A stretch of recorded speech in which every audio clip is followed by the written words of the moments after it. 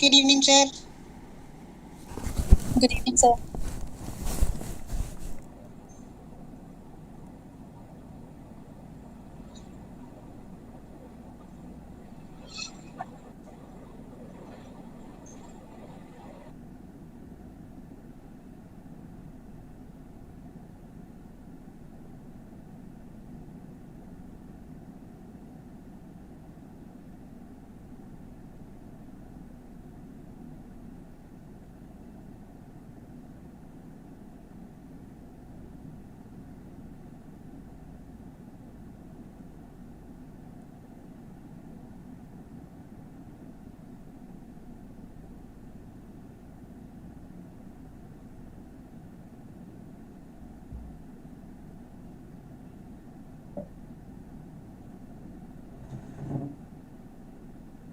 Good evening, sir. Sir का आवाज नहीं आ रहा क्या? नहीं आ रहा। शायद बोल ही नहीं रही सर। सर म्यूट है।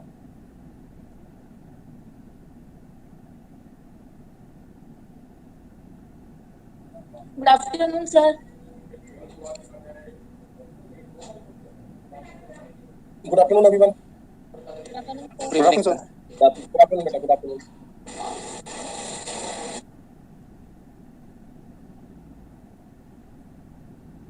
Good evening everyone. चलिए, पिछली क्लास में हम लोगों ने स्मॉल ऑसिलेशन किया था, उसी को कंटिन्यू करते हैं। थोड़ा कम टाइम मिला मुझे कल, तो इसलिए जो वर्चुअल वर्क का एक दो स्टूडेंट कह रहे थे क्वेश्चन करवाना, वो मैं बेटा ये जो स्मॉल ऑसिलेशन खत्म होगा तब मैं करवा दूंगा, ठीक है? थोड़ा टाइम नहीं मिल पाया आज बिल्कुल भी। हम लोग कौन से क्वेश्चन पे पहुंच गए थे? 18 करवा दिया था शायद, मुझे याद आ रहा है। हाँ सर। क्वेश्चन नंबर 19 देखें। मान लीजिए एक सिस्टम है, आपको गिवन है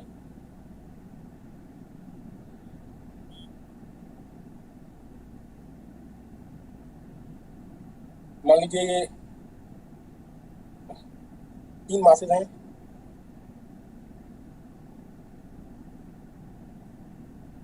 जिसमें ये एम मास है, ये स्मॉल एम मास है और ये कैपिटल एम मास है।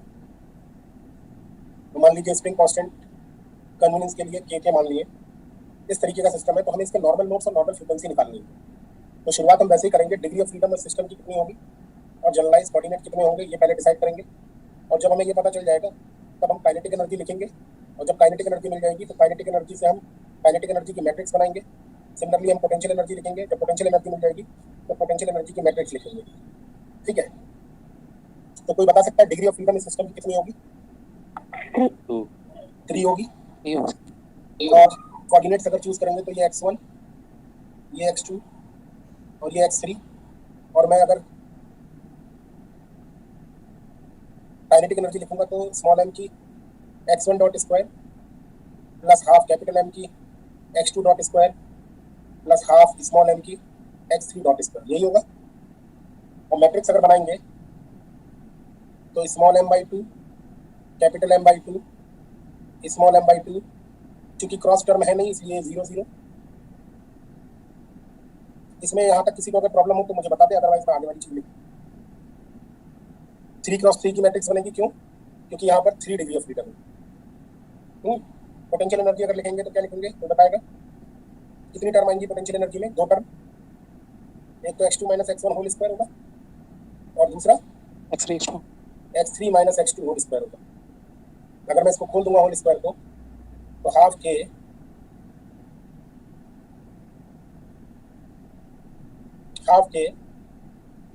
x1 square plus x2 square minus 2x1 x2। Sir एक प्लस सर m/2 होगा क्या बेटा? m/2 होगा या सिर्फ m होगा?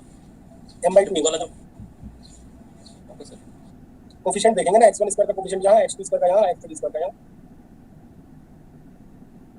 x2 square plus x3 square minus 2x2 x3।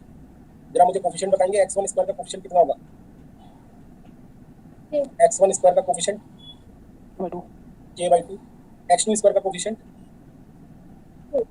k, क्योंकि आधा यहाँ है आधा यहाँ, तो k हो जाएगा। और x3 स्क्वायर का कोफिशिएंट k/2। x1 x2 का कोफिशिएंट माइनस k होगा, उसका आधा यहाँ रख देता हूँ और आधा यहाँ रख देता हूँ। x3 x2 x1 x3 का कोफिशिएंट कोई है नहीं, 0 यहाँ रख देता हूँ, 0 यहाँ रख देता हूँ। x2 x3 का कोफिशिएंट माइनस के है तो आधा यहाँ रख देता हूँ और आधा यहाँ रख देता हूँ। कोई दिक्कत यहाँ तक? यहाँ तक किसी को कोई दिक्कत? No sir. ठीक है, इसमें मैं ज़्यादा टाइम नहीं लूंगा, लिख लें फटाफट। इसमें आप नॉर्मल मोड्स निकाले जरा, फॉर नॉर्मल मोड्स। सर एक डाउट था सर।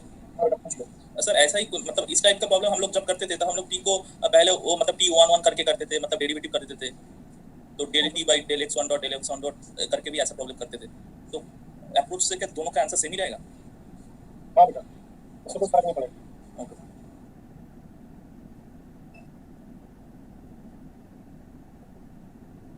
इससे कोई फर्क नहीं पड़ेगा बेटा, आप लोग करके देख लेना तब भी वही आएगा।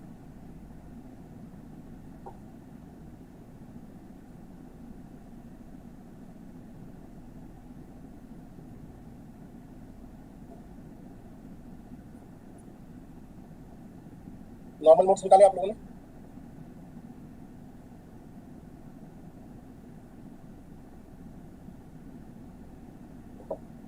यहाँ तक सभी ने लिख लिया?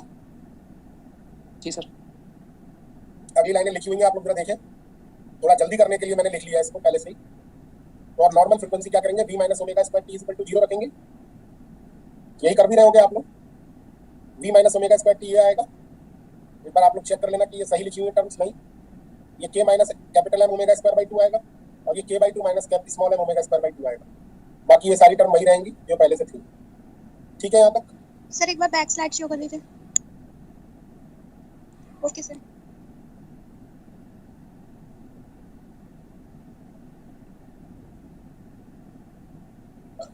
चलूँ आगे बढ़ जाऊँ?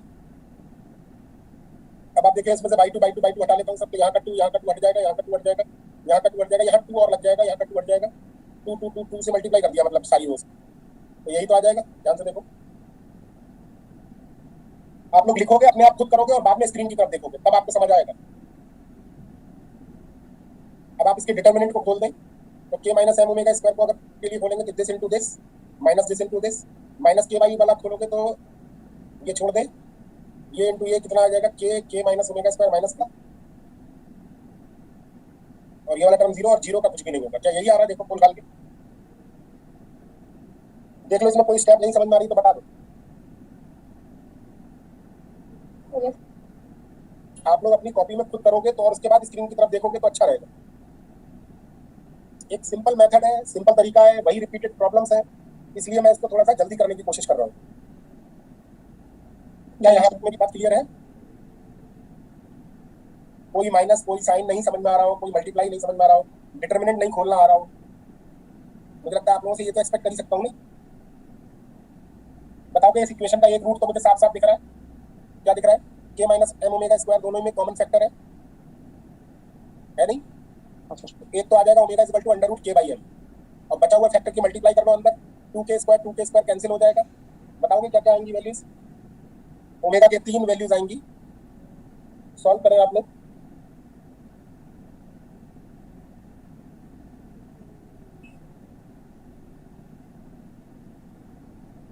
ओमेगा की 3 वैल्यूज आएंगी। सॉल्व करने के बाद मुझे जो आए वो बताना। Under root 2k by capital M plus k by small m. k by small m, ये सही आ रही है और एक और आ रही होगी। Omega equal to 0, omega equal to under k by. Very good. ये देखो, आप ये देखो यही लिखा हुआ है आपकी कॉपी में।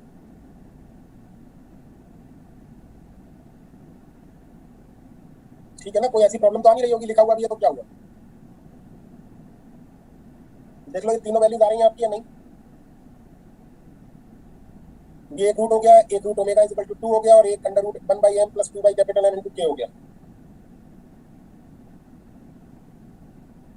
Is it okay? ठीक है, कोई बताएगा मुझे इसका आइगन वेक्टर कैसा आएगा या इसके करस्पॉन्डिंग आइगन मोड कैसा आएगा? कल आपको कल की क्लास याद हो तो मैंने बताया था ओमेगा ट्रांसलेटरी मोशन है ये ना, तो फिर तीनों पार्टिकल एक ही डायरेक्शन में एक ही एम्पलीट्यूड के साथ भाग रहे होंगे, एक ही डिस्प्लेसमेंट, यानी कि इसका कैसा आएगा? Beta beta beta type. इसका बीटा बीटा बीटा टाइप आएगा ना? अभी मैं दिखा दूंगा आप लोगों को, आप लोग निकालोगे तो भी यही आएगा। बीटा 1 बीटा 2 बीटा 3 बराबर आएंगे। ये यहाँ तक लिख लिया सभी लोगों ने?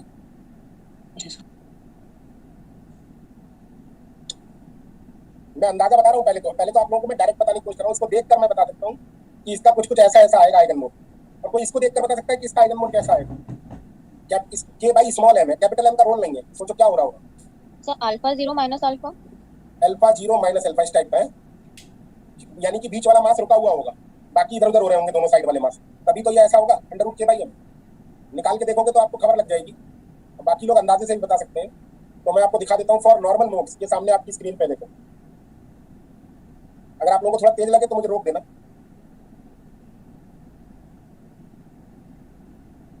ओमेगा 1 की वैल्यू डालोगे तो यही आ रहा है, देखो ओमेगा 1 अंडर रूट के बाई एम डालोगे तो कैंसिल हो जाएगा, यहाँ भी कैंसिल हो जाएगा, ये बचेगा इतना। इसकी मल्टीप्लाई इससे करोगे तो आ जाएगा alpha 2 is equal to 0। Am I correct? और जब इसकी मल्टीप्लाई इससे करोगे तो भी अल्फा 2 इज इक्वल टू 0। इसकी मल्टीप्लाई जब इससे करोगे तो क्या आएगा, अल्फा 1 के बाई टू कैंसिल हो जाएगा। अल्फा 1 ये वाला इससे मल्टीप्लाई होगा तो 0 ही होता है, अल्फा 2 चूंकि तो 0 ही हो जाएगा। ये वाला हो जाएगा माइनस के बाई टू अल्फा 3, यानी अल्फा 1 प्लस अल्फा 3 बराबर 0 आ जाएगा, यानी अल्फा 1 बराबर माइनस के अल्फा 3, यानी बीच वाला रुका रहेगा और इन दोनों में प्लस माइनस का डिफरेंस होगा। ये अगर अल्फा है तो ये वाला माइनस अल्फा होगा। सही है? सही है बेटा, यहाँ तक नहीं?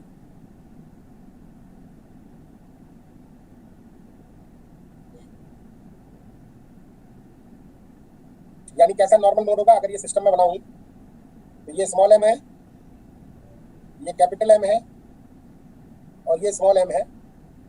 तो कैपिटल एम रुका हुआ है, ये रेस्ट में रहेगा, और ये वाला अगर अल्फा हो रहा है तो ये वाला माइनस अल्फा हो रहा है। तो अगर ऐसा हो रहा होगा तो सोचो ऐसा नहीं लग रहा होगा जैसे केवल एम मास जो है वो के स्प्रिंग कांस्टेंट से जुड़ा हुआ है स्प्रिंग से, और उसका फ्रीक्वेंसी आप लोगों को पता ही है अंडर रूट के बाई एम आती है। इसीलिए ओमेगा की वैल्यू इस केस में कितनी आ रही है, अंडर रूट के बाई स्मॉल एम। सही बोल रहा हूँ?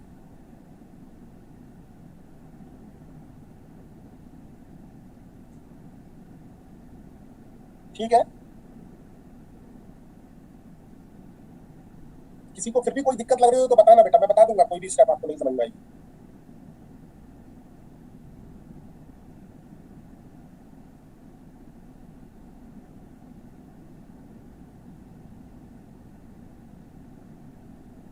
ठीक है जी सर। दूसरा नॉर्मल मोड आपको बताई दिया, बीटा बीटा बीटा होगा। देखो ये ऐसे ही तो लिखा होगा, बीटा 1 बराबर बीटा 2 और बीटा 2 बराबर बीटा 3। इसका मतलब बीटा 1 बराबर beta 2 plus beta 2 is equal to beta 3। भाई ओमेगा की वैल्यू 0 लगा दोगे केवल बी बचेगा, और बी की मैट्रिक्स आपके सामने यही तो थी।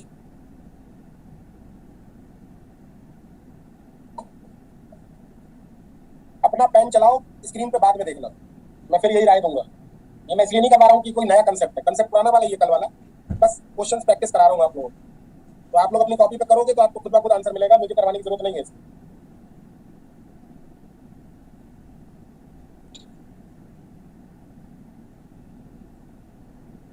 यहाँ पे भी आप चाहो तो इस तरीके से, मतलब मैं आपको समझाने के लिए मार्क कर रहा हूँ, बाकी ये बच्चे समझते हैं इस तरीके से, छोटे छोटे 12th क्लास के।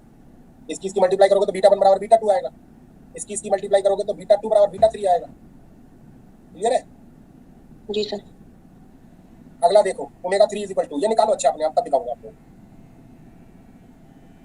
ओमेगा 3 की वैल्यू आपको पता ही है, वैल्यू डालनी पड़ेगी, ऑब्वियस है। ओमेगा 3 के under root 1 by M plus 2 by capital M B के, वो डालने के बाद क्या आ रही है मैट्रिक्स की पहली दूसरी तीसरी टर्म, ये जो भी है 9 टर्म्स।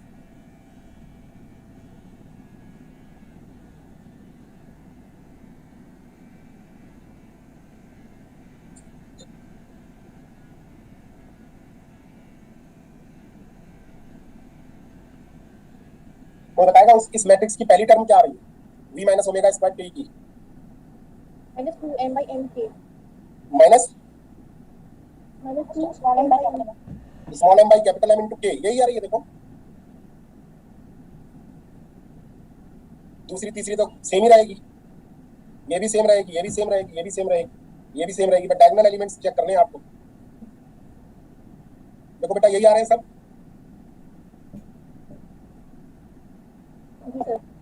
सर एक बार लास्ट नाइट सुनो, पेन चलाते रहना बेटा।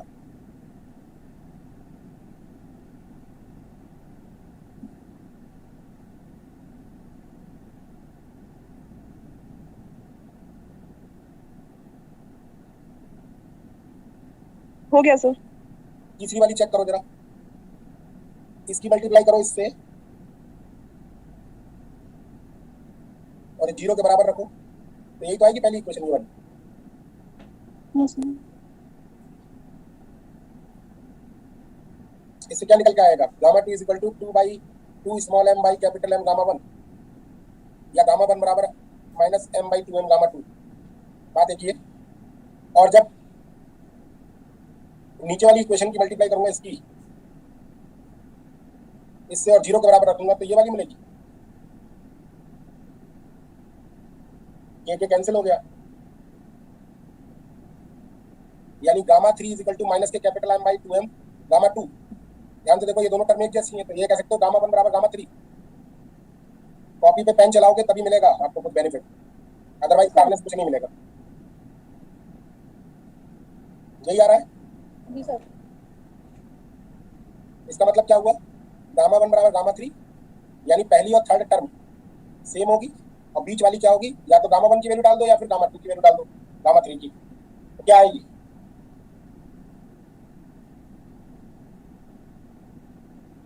एक मिनट रुकना सर इसमें। रुको वो बेटा आराम से लिखो आप लोग।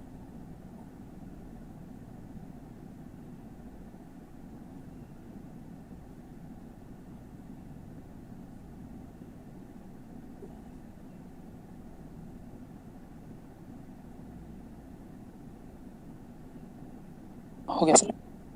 इसका मतलब यही आएगी गामा x3। अगर ऊपर नीचे वाली टर्म को गामा गामा लिख लूं तो बीच वाली gamma times 2m upon capital M minus का। फिजिकल सिग्निफिकेंस को समझाए हैं तो क्या होगा भाई, ओमेगा 1 वाली टर्म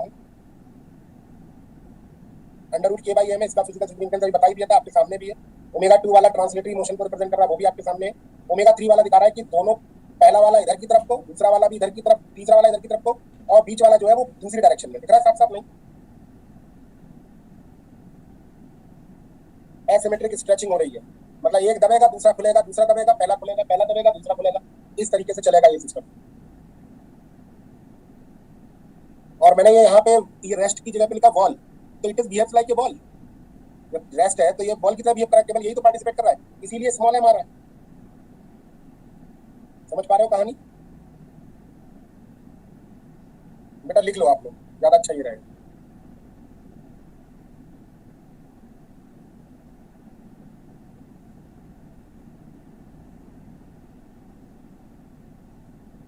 अच्छा ये एक स्पेशल केस करवा दूंगा इसके बाद।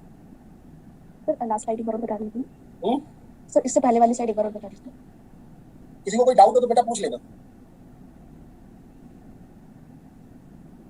Okay sir. एक बार फिर से दिखा दे रहा हूँ सारी स्लाइड्स जो मैंने अभी तक दिखाई हैं, जो लोग लेट ज्वाइन किए।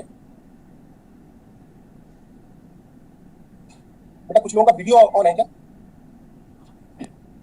वीडियो ऑफ कर लें। हाँ सर, बार बार ऑफ हो रहा है। वीडियो ऑफ कर लें आप लोग। नॉर्मल फ्रीक्वेंसी के लिए b minus omega square t को 0 रख लिया, सॉल्व कर लिया। ओमेगा 1 ओमेगा 2 ओमेगा 3 की ये वैल्यूज आ गई। ओमेगा 1 के करस्पॉन्डिंग आइगन वेक्टर या नॉर्मल मोड निकाल लिया, जैसे आप लोगों ने मैथमेटिक्स में निकाला होगा। ऐसे ही ओमेगा 2 के करस्पॉन्डिंग नॉर्मल मोड निकाल लिया, ऐसे ही ओमेगा 3 के करस्पॉन्डिंग नॉर्मल मोड निकाल लिया, और तीनों को समराइज करके यहाँ मैंने लास्ट में लिख दिया। मेरे हिसाब से बात क्लियर हो गई होगी, ठीक है।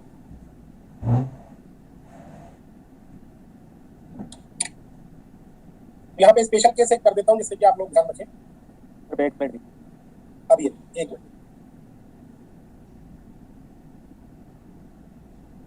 तो ये डायग्राम तीनों समझा देना। डायग्राम बेटा इसको देख कर लिखेंगे। ये बता रहा है पहला वाला डिस्प्लेस कितना हो रहा है अल्फा, दूसरा वाला डिस्प्लेस नहीं हो रहा है इंटायर मोशन में, और तीसरा वाला माइनस अल्फा मतलब उल्टी डायरेक्शन दिख रहा है साफ साफ। ऐसे ही दूसरे वाले में क्या दिख रहा है, पहला वाला बीटा, दूसरा वाला भी बीटा, तीसरा वाला भी बीटा दिख रहा है साफ साफ। और तीसरे वाले में दिख रहा है पहला वाला गामा, तीसरा वाला गामा, और बीच वाला उल्टी डायरेक्शन में 2m/m गामा दिख रहा है। हाँ सर, बस इतना सा कहने का मतलब है। सर इधर लास्ट वाले में आपने जो मिडिल में जो बड़ा वाला एरो दिया है, क्योंकि इसका वैल्यू ज्यादा है इसलिए। अब ये तो वैसे डिपेंड करेगा कौन सा मास ज्यादा है कौन सा कम है, लेकिन मैंने 2 को देखते हुए बड़ा बना दिया है, ठीक है ना। इट मे बी पॉसिबल कि जो मैंने एरो बनाया हो वो ठीक ना बनाओ। It is like CO2 molecule, ध्यान से देखो आप, इसलिए इस तरीके का सिस्टम दिया। इधर दोनों सेम है और बीच वाला अलग है, लेकिन यहाँ पर मैंने क्या किया है, केवल मोशन को अलोंग एक्स एक्सिस कन्फाइंड कर रखा है। अगर मैं ये रेस्ट्रिक्शन हटा दूं तो कई तरीके से ऑसिलेशंस हो सकते हैं, इस तरीके से भी कर सकता है। वाइब्रेशनल मोड्स कई सारे हो सकते हैं, आपने सुना होगा वाइब्रेशनल मोड्स के बारे में। कल मैं आप लोगों को क्लास के एंड में बता भी रहा था कि हर मॉलिक्यूल की एक फ्रीक्वेंसी होती है। हर मॉलिक्यूल अपने नॉर्मल मोड के साथ, उसके कई सारे नॉर्मल मोड्स होते हैं, कई सारे वाइब्रेशनल मोड्स होते हैं, जिनसे वो हमेशा ऑसिलेटरी मोशन करता रहता है। उस ऑसिलेटरी मोशन में कुछ मोड्स रमन एक्टिव होते हैं और कुछ मोड इंफ्रारेड एक्टिव होते हैं, IR एक्टिव। सुना है आप लोगों ने ये बातें? जो रमन मोड होते हैं वो रमन में दिखाई देते हैं। रमन आप लोगों ने पढ़ा होगा तो रमन शिफ्ट और इंटेंसिटी के बीच में ग्राफ ये बताता है। सिग्नेचर होता है बेसिकली मटेरियल का। एक यूनिक फ्रीक्वेंसी के रमन मोड्स होते हैं किसी मटेरियल के अंदर। जैसे आप लोगों को बताऊं, सिलिकॉन अगर देखें आप अगर बल्क सिलिकॉन लें तो बल्क सिलिकॉन में एक शार्प पीक आती है जिस रमन में 520 सेंटीमीटर इनवर्स पे। किसी ने कभी रमन देखा है? रमन स्पेक्ट्रोस्कोपी से रमन स्पेक्ट्रा वगैरह निकाला हुआ देखा हो कभी? नहीं देखा है तो मैं दिखाता हूँ आप लोगों को। मेरे पास है पड़े कई सारे, क्योंकि मेरा रमन वगैरह पे काम लिखा। एक मिनट,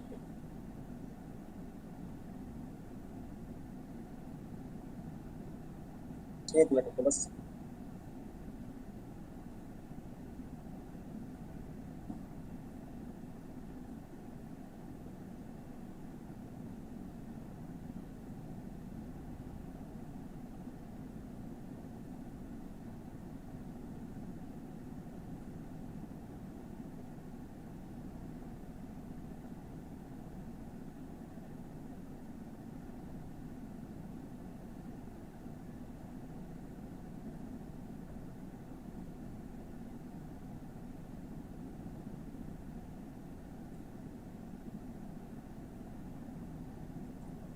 जैसे दिख रहा है आप लोगों को स्क्रीन पे कुछ?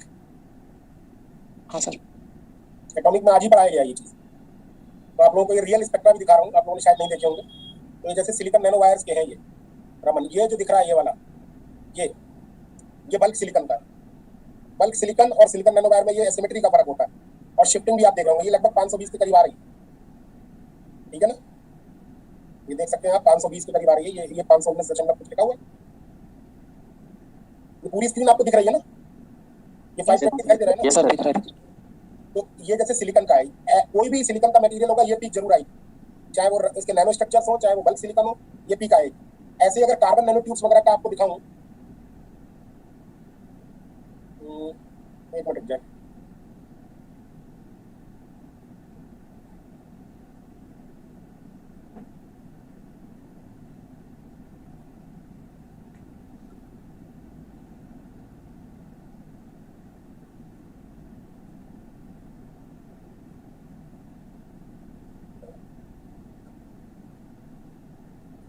जैसे एक और दिखाता हूँ आप लोगों को। ये कार्बन नैनो ट्यूब का रमन है।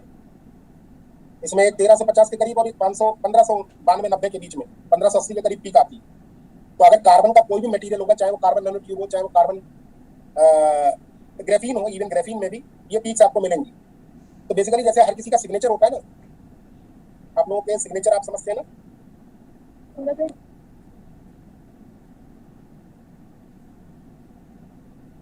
सिग्नेचर मतलब आपका यूनिक आइडेंटिफिकेशन। तो वैसे ही मटेरियल का भी एक यूनिक आइडेंटिफिकेशन होता है, जो कि आप लोग पकड़ सकते हो रमन से और इंफ्रारेड एक्टिव स्पेक्ट्रोस्कोपी से। तो वो हम सब लोग रिसर्च वगैरह के दौरान करते हैं। आप लोगों को भी मौका मिलेगा आगे किसी भी मटेरियल पर काम करने के लिए, तो आप लोग वहाँ पर देखेंगे कि केवल एक ही तरीके के नहीं, बहुत तरीके के मोड्स, वाइब्रेशनल मोड्स हो सकते हैं। यहाँ पर मैं बात क्लासिकली कर रहा हूँ और बता के कर रहा हूँ कि मोशन कन्फाइंड है एक्स एक्सिस के अलाउ, लेकिन अगर ये कन्फाइंड नहीं होगी तो इसमें बहुत सारे मोड्स हो सकते हैं। और आप लोगों ने क्या एक फार्मूला पढ़ा है कितने रमन एक्टिव मोड होते हैं, कितने इंफ्रारेड एक्टिव मोड, कुछ पढ़ाया गया इस तरीके का? 6n-1 6n-2 कुछ इस तरीके का फार्मूला किसी ने पढ़ा? पढ़ा था। तो मतलब कुल मिला के आपके मतलब लैटिस में कितने मॉलिक्यूल्स हैं वो सब डिस्क्राइब करे जाते हैं। खैर ओवरऑल मेरा कहने का सिर्फ इतना मीनिंग है कि वाइब्रेशन इसी का ब्रॉड अगर रूप ले लो तो वही एटॉमिक में आपको देखने को मिलेगा। ठीक है, यहाँ पर 3 है, कल मैंने आपको 2 का करवाया था, आज 3 का करवाया। अभी इसमें 4 लगा दूंगा, 4x4 की मैट्रिक्स बनेगी, 4 हो जाएंगे, है ना? तो जिस तरीके से मैं इसकी नंबर ऑफ पार्टिकल्स बनाऊंगा तो उसी तरीके से इसका मोड्स भी बढ़ जाएंगे और फ्रीक्वेंसीज भी इसकी बढ़ जाएंगी। तो नॉर्मल मोड क्यों कहते हैं? पहली बात तो नॉर्मल मोड इसलिए बोलते हैं क्योंकि ये मतलब एक तरीके से नॉर्मलाइज्ड है। दूसरा, केवल यही फ्रीक्वेंसी से ये मोशन कर सकता है, इसके अलावा और कोई तरीका नहीं है। जैसे मैं आपको बताऊं तो आप लोगों ने एक ट्यूनिंग फॉर्क के बारे में सुना होगा, सुना क्या? इवन देखा भी होगा ट्यूनिंग फॉर्क, सभी ने देखा है किसी ने? यस सर, साउंड के लिए यूज होता है सर। साउंड वाले एक्सपेरिमेंट में और ट्यूनिंग फॉर्क की खासियत होती थी, कुछ ये बता सकते हो क्या खासियत होती है? ट्यूनिंग फॉर्क एक पैड पर मारा जाता था, याद हो? Yes sir. हाँ सर। तो वो एक फ्रीक्वेंसी जनरेट करता था जो वो उतनी होती थी जितनी वो आप मारोगे तो भी उतनी निकलेगी, कोई और मारेगा तो भी उतनी निकलेगी। ये बात मानते हो नहीं? हाँ सर, अलग हाँ अलग सर। फ्रीक्वेंसी के होते थे। अलग अलग फ्रीक्वेंसी के होते थे ना। मतलब इनकी मैन्युफैक्चरर ने इस तरीके से इनको बनाया कि अगर ये 256 हर्ट्ज का अगर है तो ये 256 हर्ट्ज निकालेगा, या फिर बहुत तेज पटक दोगे तो इसकी डबल सेकंड ओवरटोन मिलने लगेगी, जिसको हम लोग बोलते हैं first harmonic, second harmonic, third harmonic. तो ओवरऑल ये इसमें जब आप पैड पे मारते हो तो इसके मोशन देखिए आप लोग कैसा होता है, कभी आप लोग ध्यान से देखना, मौका मिले तो। एक बार में ये दोनों इधर जाएंगे और उसके बाद दूसरी बार में इधर वापस आएंगे। हाँ सर। या फिर ऐसा तरीका आप लोगों ने देखा होगा, एक बार में ये ऐसे जाएंगे और फिर एक बार में अंदर आएंगे। बात समझ रहे हो मैं क्या कह रहा हूँ? हाँ सर। एक साथ खुलेंगे, एक साथ बंद होंगे। इसमें क्या है, एक साथ आगे को जाएंगे, एक साथ पीछे को आएंगे। ध्यान से देखो, कल वाले मोड याद हो तो जिसमें 2 पार्टिकल थे, उनमें भी तो यही हो रहा था, एक साथ या तो इधर जा रहे थे ये दोनों, या फिर एक दूसरे के अपोजिट आ रहे थे। एक याद हो नॉर्मल मोड्स क्या क्या थे? एक था बीटा बीटा और एक था अल्फा माइनस अल्फा। याद आ रहा है किसी को? Yes sir. गरिमा बेटा अपनी वीडियो ऑफ कर दो प्लीज। ठीक है, तो हर किसी की एक नेचुरल फ्रिक्वेंसी होती है जिससे वो ऑसिलेट करता है ना। तो बस यही आप लोगों को समझना है, इतना ही, ज्यादा इसके डिटेल में नहीं जाना है क्योंकि फिर बहुत कॉम्प्लेक्स हो जाएगी सिचुएशन। आपको मैं ये बताना चाह रहा हूँ कि जब आप किसी भी सिस्टम को फ्री छोड़ते हो ऑसिलेट करने के लिए, तो वो ऐसा नहीं किसी भी मैनर में करने लगता। वो जिस मैनर में करता है उस पर्टिकुलर मैनर को हम लोग बोलते हैं नॉर्मल मोड। ठीक है, तो यहाँ पे 3 मैनर हो सकते हैं, either this way, either this way, this way और दिस वे। इट डिपेंड्स कि आपकी सिचुएशन में। और पिछले केस में 2 तरीके से कर सकता था। ऐसे ही मैं अगर पहले तो स्पेशल केस पूरा कर देता हूँ कि अगर सिस्टम में तीनों मास बराबर हो जाए, क्योंकि आप लोग याद रखो ये चीज जरूरी भी है, तीनों मास बराबर हो जाए तो बताओगे क्या होंगी नॉर्मल फ्रिक्वेंसीज?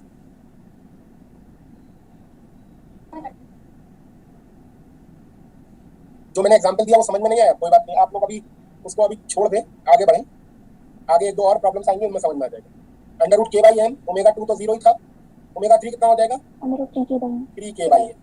तो ये याद रख लेना। और अगर आपसे मैं कहूँ इसका नॉर्मल मोड क्या होगा? अल्फा 0 माइनस अल्फा, x2 क्या होगा? Beta beta beta beta beta beta, और x3 क्या होगा? Gamma minus 2 gamma minus 2 gamma. तो ये याद रख लेना आप लोग। हो सकता है आप लोगों को जल्दी सवाल करने को एक डायरेक्ट मिल जाए तो आप लोग जल्दी कर लें। ठीक है,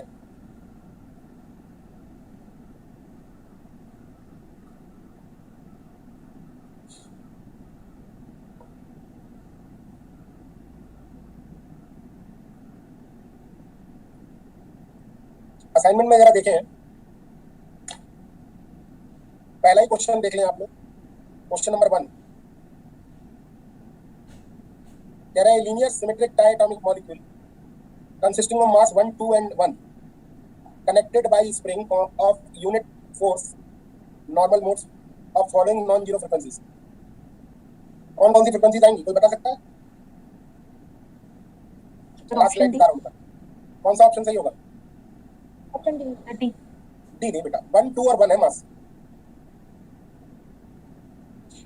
ऑप्शन बी, ऑप्शन सी।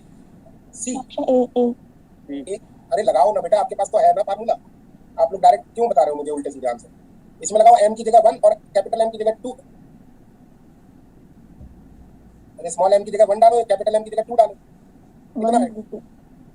1 यहाँ पे 1 डालो, यहाँ 2 डालो, कितना आएगा? Root 2 root 2। तो अब कौन सा ऑप्शन सही होगा? सी ऑप्शन सी सही हो जाएगा। सिंपल है ना? चलो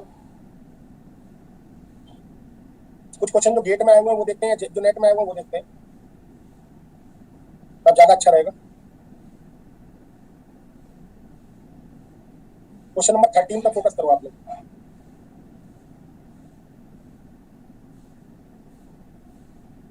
क्वेश्चन नंबर 13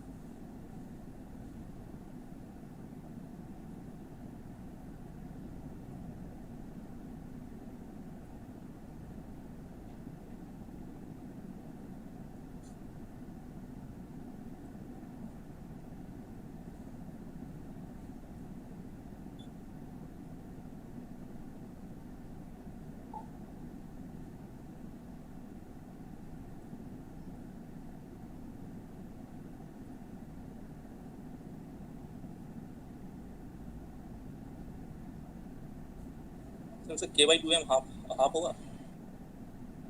अभी बेटा बता रहा हूँ मैं आपको, मैं एक मिनट क्वेश्चन डाल लेता हूँ जो आए हुए क्वेश्चन से, तो ज़्यादा अच्छा रहेगा।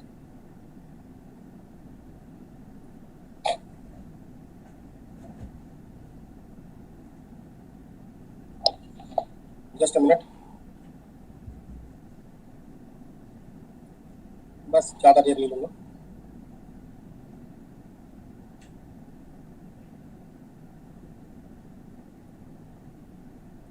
चलिए ये 3 क्वेश्चन करवा देते तो आप लोग कहानी समझ जाएंगे। ये बेटा यहाँ तक ये स्लाइड दिखाई आप लोगों को? यस सर, यस सर दिख रही है। ये लिख लिया, जिसने पूछा था वो बता दे। आप इस क्वेश्चन में फोकस करें, 13 नंबर, ये लेवल 1 का है। Sir C option a by m to the power 1/4 B option. कैसे निकाल रहे हो? सर मैट्रिक्स बना ली? Yes sir, matrix formulation. Option D. Option D. E option. चलो बेटा ठीक है, बात आप लोगों ने निकालिए, बाकी लोगों को बता देता हूँ मैं। काइनेटिक एनर्जी की मैट्रिक्स बताओगे आप लोग देखकर, लैग्रांजियन आपको गिवन है तो m/2 बेटा बोलो, m/2 और जब आप लोग नेट का एग्जाम में हो तो डायरेक्ट ओमेगा स्क्वायर से मल्टीप्लाई भी कर लिया करो वहीं पे, ठीक है। और आप बताओगे v की मैट्रिक्स क्या होगी? 0 0 माइनस के बाय 2 माइनस या प्लस? थोड़ा गलती कर रहे हो। हाँ सर प्लस क्या k/2 या k/4? k/4 sir. k/4 k/4 समझ गए ना बात को? ये t है और ये b है, माइनस साइन छोड़ो, माइनस साइन तो लैग्रांजियन में होता ही है। यहाँ तक समझ में आ गया? तो फॉर नॉर्मल फ्रीक्वेंसी क्या करोगे? v minus omega square t 0 के बराबर रखोगे तो v minus omega square t मतलब 0 में से माइनस m ओमेगा स्क्वायर गया, 0 में से माइनस m ओमेगा स्क्वायर हो गया, k/2 k/4 में से k 0 गया, k/4 में से 0 गया, बराबर 0। यही तो आएगा। तो ये हो गया m स्क्वायर ओमेगा की पावर 4 बटे 4 माइनस k स्क्वायर बाई 16। तो ये 4 4 जा 16, तो ओमेगा इक्वल टू यहाँ से कितना आ गया? Under root k upon 2m। Yes sir. एक बार स्क्वायर रूट लोगे तो 2 आएगा और एक बार लोगे तो स्क्वायर रूट आ जाएगा। तो आंसर कौन सा सही हो जाएगा? डी ऑप्शन है, ऑप्शन डी सही होगा। डी सही हो जाएगा। आप लोग करो, पेन चलाओगे खुद ब खुद आंसर मिलेगा। सर एक चीज था सर, हाँ सर हम लोग अगर x1 और x2 को अगर सर हम लोग कन्वर्ट कर लेंगे सर, मतलब x1 को पकड़ लिया y1 प्लस y2 और x2 को पकड़ लिया y1 प्लस y, उस हिसाब से अगर करेंगे तो मास का जो आइडिया है तो इधर से तो आ ही जा रहा है, 2m हो रहा है। नहीं समझे, फिर से बोलो।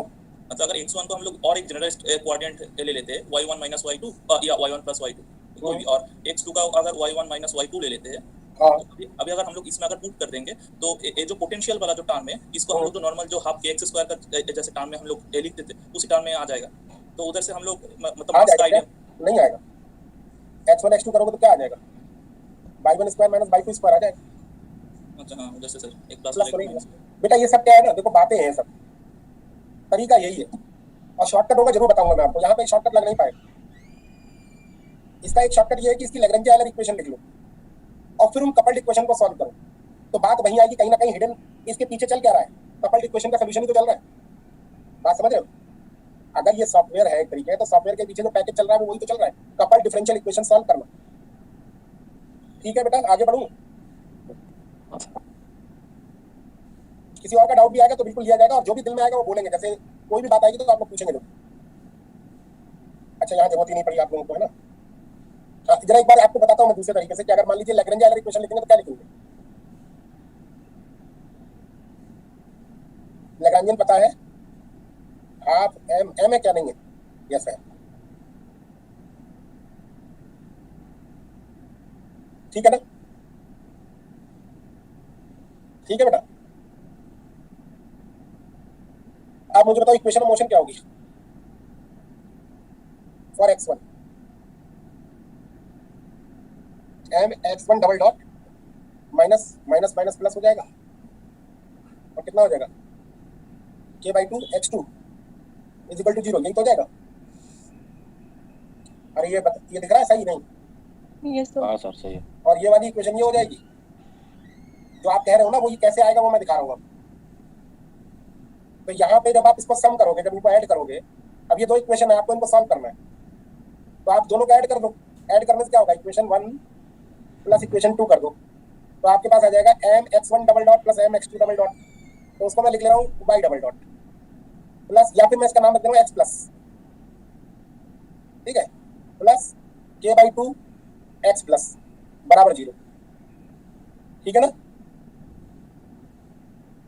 और अगर इक्वेशन 1 को इक्वेशन 2 से घटा दो तो मेरे को मिल जाएगा mx minus double dot plus k/2 x minus बराबर 0।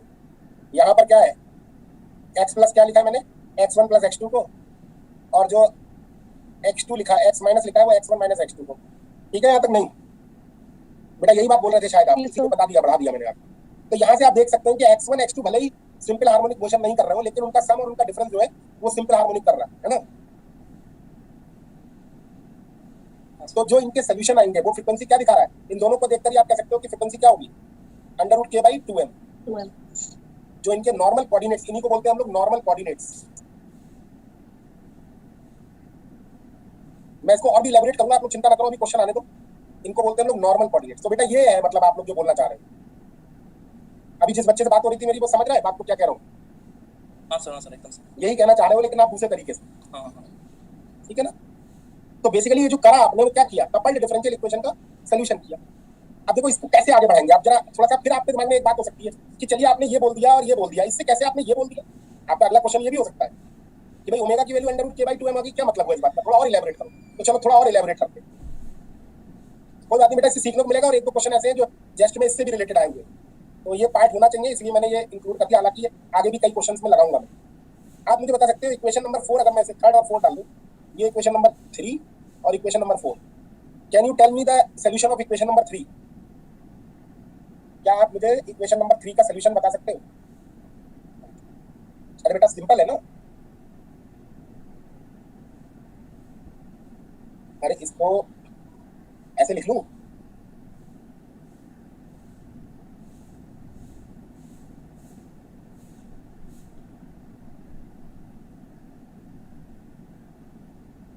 नहीं लिख सकता हूं वैसे,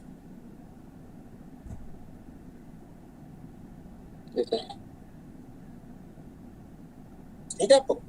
तो द सोल्यूशन ऑफ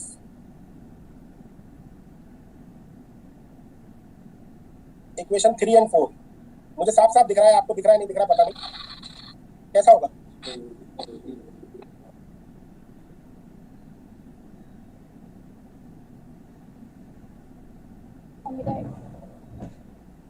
ऐसा, और x माइनस का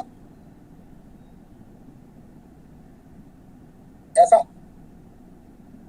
अरे साइन में भी लिख सकते हो, कोसाइन में भी लिख सकते हो, e की पावर आयोटा में भी लिख सकते हो, इट डिपेंड्स ऑन यू, कैसे भी लिख लो। क्या सही लिखा हुआ है? नहीं। और इसको अगर वापस उस सिंबल को वापस लेके जाओ तो इसको क्या लिख सकते हो? सही है। अब ये आ गई इक्वेशन नंबर 5 और 6। इक्वेशन 5 और 6 को जोड़ दो जरा। आप कहोगे पता नहीं कहाँ ले जा रहे हो आप, जोड़ो जरा। तो क्या आएगा, x1 2 times x1 is equal to,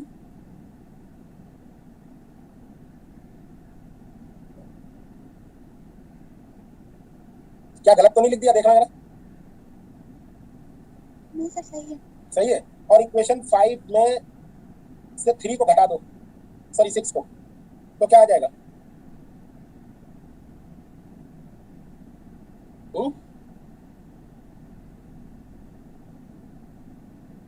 देखो ये सही लिखा हुआ है कि नहीं?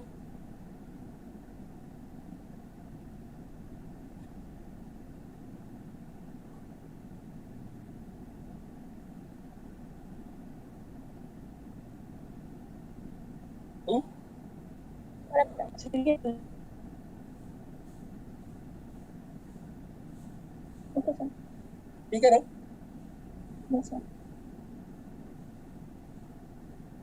यहां से भी आप देख सकते हो कि x1 कोऑर्डिनेट जो है वो किस फ्रीक्वेंसी से ऑसिलेट कर रहा है, ओमेगा फ्रीक्वेंसी से, और x2 कोऑर्डिनेट भी किस फ्रीक्वेंसी से ऑसिलेट कर रहा है, ओमेगा फ्रीक्वेंसी से। मैंने कहा इक्वेशन 5 और 6 को जोड़ दोगे तो x2 कैंसिल हो जाएगा। 5 और 6 कैसे आई बताना। 5 और 6 कैसे आई भाई? इसका डिफरेंशियल इक्वेशन का सॉल्यूशन क्या होता है, ये तो आप लोगों को कई बार बता चुके हैं। इसका सॉल्यूशन क्या होता है, कॉस में, साइन में, या कॉम्बिनेशन में, ऐसे तो लिखोगे। तो मैं ये कह रहा हूं कि ये हुआ इस पर्टिकुलर डिफरेंशियल इक्वेशन का सोल्यूशन। अब आपको 4 बाउंड्री कंडीशंस चाहिए A B C A B और फाई 1 फाई 2 की वैल्यू निकालने की, तब आपको एग्जैक्ट पता चलेगा सोल्यूशन क्या होगा। लेकिन हाँ, इन सब बातों के बाद ये पता चल गया कि x1 कोऑर्डिनेट जो है वो फाई 1 से ओमेगा से ऑसिलेट कर रहा है, तो किसमें ओमेगा वाला टर्म है, फ्रीक्वेंसी अगर आप देखो तो ओमेगा तो आएगी, इसका अगर ग्राफ प्लॉट करोगे तो ओमेगा फ्रीक्वेंसी आएगी। सिमिलरली x2 भी अगर ग्राफ प्लॉट करोगे t वर्सेस x2 तो ओमेगा ही फ्रीक्वेंसी आएगी। क्लियर हुई बात नहीं? और ओमेगा कितना है? √k/2m, तो आंसर कितना होगा? √k/2m। अब बोलो सर ये मेथड तो समझ में नहीं आया बिल्कुल। मेथड तो नहीं समझ में आया सर। मेथड मैंने कुछ किया थोड़ा, ये लैग्रेंज आयलर इक्वेशन से जो डिफरेंशियल इक्वेशन आई है, अब ये डिफरेंशियल इक्वेशन आप ऐसे सॉल्व कर लोगे अकेले? ये देखो ये दोनों, नहीं इनको बोलते हैं कपल्ड डिफरेंशियल इक्वेशन। ये क्या है? कपल्ड है, मतलब x1 में x2 इन्वॉल्व है और x2 में x1 इन्वॉल्व है। अब इनको डायरेक्टली तो आप सॉल्व कर नहीं पाओगे, तो अब आप क्या ढूंढोगे? इनके नॉर्मल कोऑर्डिनेट्स। तो इनके जरिए क्या हो सकते हैं? जोड़ दो और घटा दो। जोड़ने और घटाने से क्या होगा? आपको एक ऐसी डिफरेंशियल इक्वेशन मिलेगी जिसका आप सोल्यूशन आराम से लिख पाओगे। वो ये मिली और इनके सोल्यूशन आपने लिख लिए। अब सोल्यूशन निकलिए x प्लस और x माइनस के, यानी x1 प्लस x2 और x1 माइनस x2 के बारे में पता चल गया। अब आप इससे x1 x2 निकाल पाओगे, दो इक्वेशंस आपके पास है, तो दोनों को जोड़ दिया और घटा दिया, तो आपको x1 के बारे में पता चल गया और x2 के बारे में पता चल गया। सिंपल तरीका है। ओके अभी एक दो और क्वेश्चन आएंगे तो आपको और समझ में आ जाएगा, ठीक है? फिलहाल आपके जितना समझ में आया उसमें तसल्ली रखें और अगले क्वेश्चन का इंतजार करें, क्योंकि वो ज्यादा बेहतर रहेगा, ठीक है? अगला क्वेश्चन देखें। 2 masses 3m and 2m are suspended vertically by identical springs of spring constant k. The mass 2m is suspended from the mass 3m. जैसा दिखा हुआ है वैसी पिक्चर है, ठीक है? If only vertical motion is permitted, the frequency of small oscillation of the system are. Frequencies बतानी है स्मॉल ऑसिलेशन की, तो इसके नॉर्मल मोड्स निकालने हैं। निकाल लोगे? नहीं करोगे? बता सकते हो इसकी डिग्री ऑफ फ्रीडम कितनी होगी? 2 होगी ना सर? काइनेटिक एनर्जी बताओ।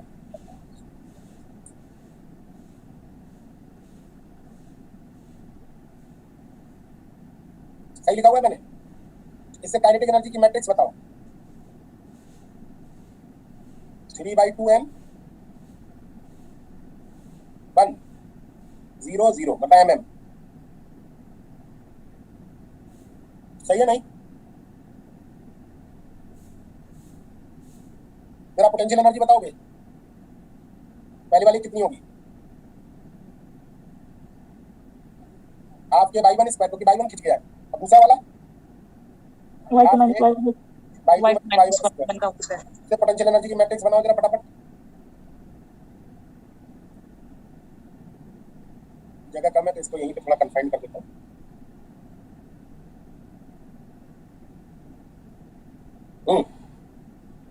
y1 स्क्वायर का कोफिशिएंट कितना है? k। और y2 स्क्वायर का कोफिशिएंट है k/2। Am I correct? और y1/2 का कोफिशिएंट है -k, तो -k/2 -k/2। अब आपके पास काइनेटिक एनर्जी और पोटेंशियल एनर्जी की मैट्रिक्स है। फटाफट आइगन फ्रीक्वेंसी निकालें।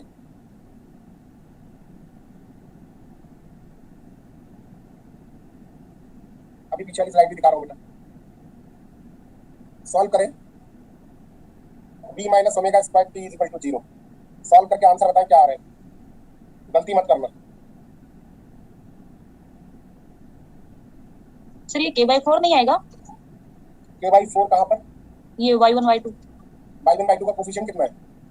ये आया -y1 y2 k/2 b में, तो ये k/4 नहीं होगा बेटा? a square a minus b का होल स्क्वायर क्या होता है? सर? सही है सर, ये नहीं होता है, ये होता है, सर बाय मिस्टेक तो आएगा।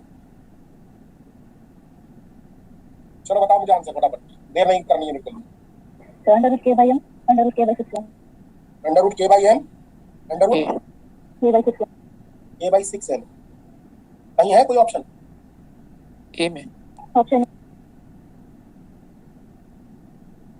ऑप्शन बताएं बेटा।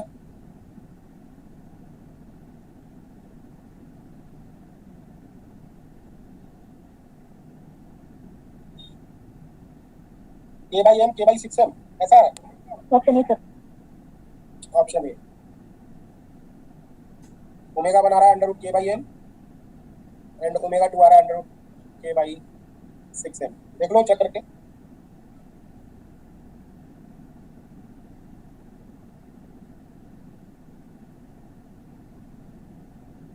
ठीक है, यहाँ तक नहीं, बहुत सारे लोगों का ये कैलकुलेट भी नहीं हो रहा होगा जहाँ तक मैं समझ रहा हूँ। जिनका नहीं हो रहा होगा वो खुद ही करेंगे, इस उम्मीद में मत रहना कि मैं कर पाऊंगा।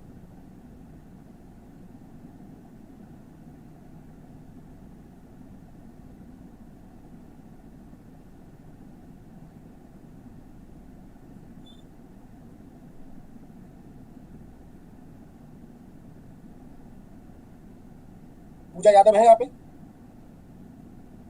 पूजा यादव, पूजा पूजा शर्मा, पूजा शर्मा, मेरी आवाज सुनाई नहीं दे रही है? पूजा जहांगीर,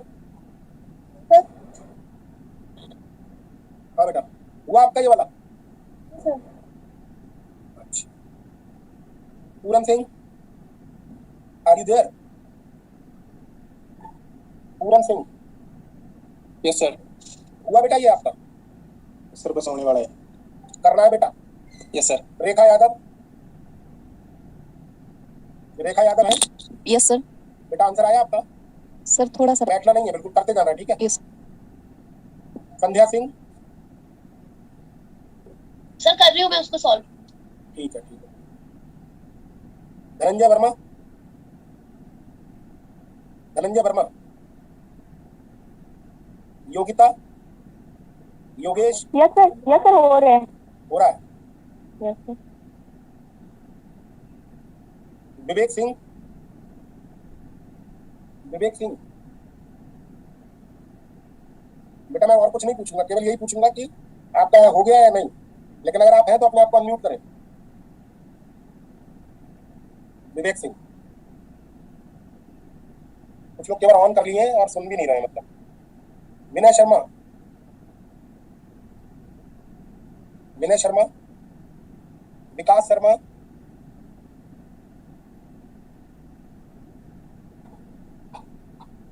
नहीं है कोई भी यहाँ पे। सुब्रत, हाँ जी सर। अच्छा लाइब्रेरी में कुछ लोग बैठे हैं। हो गया। चलिए बेटा ठीक है, आप लोग अटेंटिव रहे क्लास के अंदर, केवल इसीलिए आप लोगों के नाम पुकारे जिससे कि अटेंशन आपकी दिखे। सभी लोगों के ये आंसर आ गए, कोई ऐसा तो नहीं है जिसका ये निकल नहीं रहा हो? सर बीकी मैट्रिक्स में स्टार्टिंग में सर के केवल कैसे होगा? क्या हुआ? सर जो बीकी मैट्रिक्स है सर बैक स्लाइड में है। बी की मैट्रिक्स दिखाऊं आपको? Yes sir.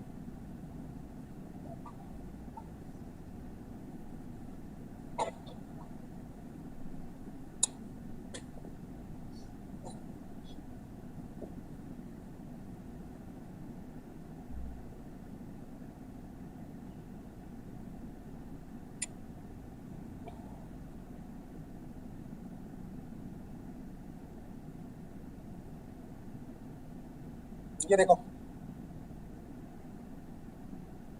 स्क्रीन दिख रही है? जो आप अभी क्वेश्चन करा रहे थे सर उसकी बी मैट्रिक्स देखनी थी। सर आप अभी क्वेश्चन करा रहे थे उसकी बी मैट्रिक्स देखनी थी सर। नहीं मैं यही क्वेश्चन, ये वाला ना? हाँ सर यही स्लाइड। हाँ बेटा इस पे भी बनी हुई है, देखो इस पे सर लिखी मैं हुई है। पूछी थी स्टार्टिंग में सर के कैसे आया है? बेटा y1 का जो कोफिशिएंट है वो यहाँ भी है और एक यहाँ से भी आएगा ना, y1 स्क्वायर का कोफिशिएंट, y1 स्क्वायर का कोफिशिएंट दोनों जगह से आएगा, और दोनों जगह से आएगा तो k/2 प्लस k/2 हो जाएगा k। क्या गलत है?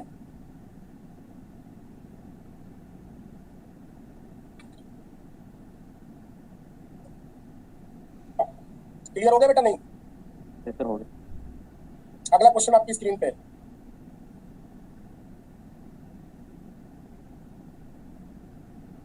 ये क्वेश्चन आप लोग बताएं मुझे मैट्रिक्स के बारे में।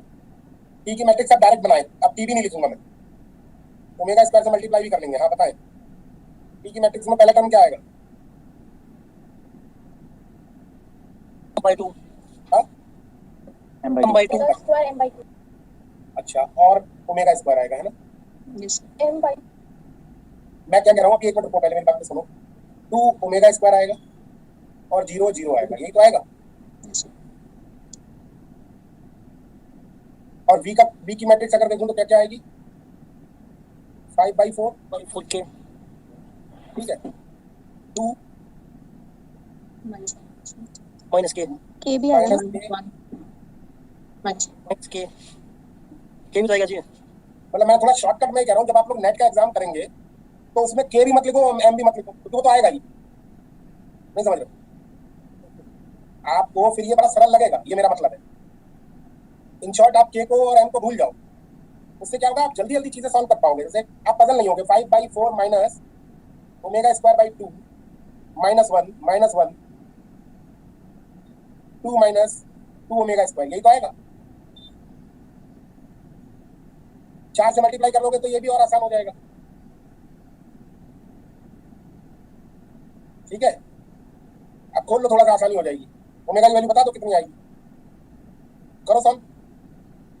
नंबर आएगा, के और एम नहीं आएगा।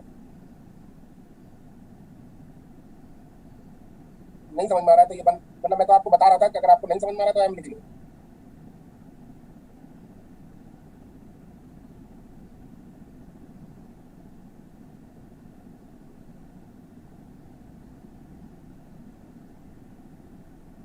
अब बता दो ओमेगा के रूट्स क्या आएंगे।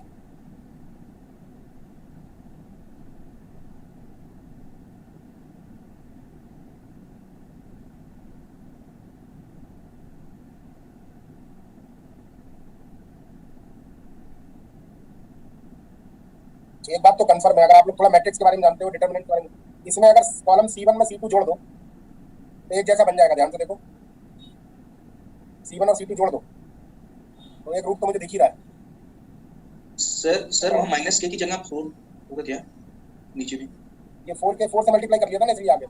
और यहाँ नीचे वाले में अच्छा डिटरमिनेंट में अगर एक रो से मल्टीप्लाई करते हैं तो k minus 2m omega square इसमें भी आएगा और इसमें भी आएगा। बचेगा क्या, 1 1 minus 4k 2k minus 2m omega square. सरल हो गया ना थोड़ा। तो एक तो ओमेगा का रूट कितना आ गया, अंडर रूट k/2m। कितने में है ये, पहला और अंतिम वाले में दिख रहा है।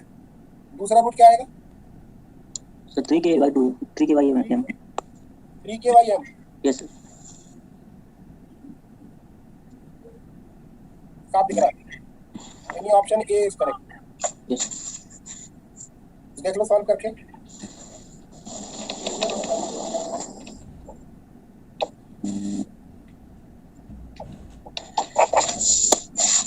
आवाज ना करो, फ्रोजली म्यूट कर लो भाई। तो एक बार ब्लैक साइड आना।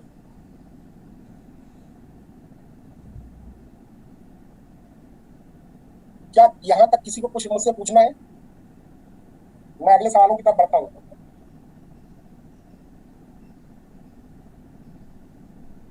सर हाँ बेटा, सर ये मुझे वी में 1 2 और 2 1 की पोजीशन समझ नहीं आ रही है, कैसे लिखते हैं? 1 2 और 2 1 मतलब ये मैट्रिक्स में वी मैट्रिक्स में जो 1 2 और x1 2 1 x2 की का पोजीशन। कोफिशिएंट ढूंढो। x1 x2 का कोफिशिएंट जो भी आए उसको आधा इस पोजीशन पे और आधा इस पोजीशन पे रख दो। Okay sir. सिंपल बात है बिल्कुल। ठीक है, डायरेक्ट बेटा आगे करेंगे तो बताएंगे आपको। चलिए, इस तरीके के क्वेश्चन आप लोगों को समझ में आ गए होंगे। हम लोग शायद 19 क्वेश्चन किए ना, ये क्वेश्चन मैं गिन नहीं रहा हूं। अगला हेडिंग लिखे डबल पेंडुलम। बहुत इंपॉर्टेंट है, हर बार लगभग सवाल आता था पहले, अभी तो नहीं आया है कुछ बार से, लेकिन आ सकता है। जब लॉन्ग क्वेश्चन आते तब तो हर साल आता था इससे क्वेश्चन। डबल पेंडुलम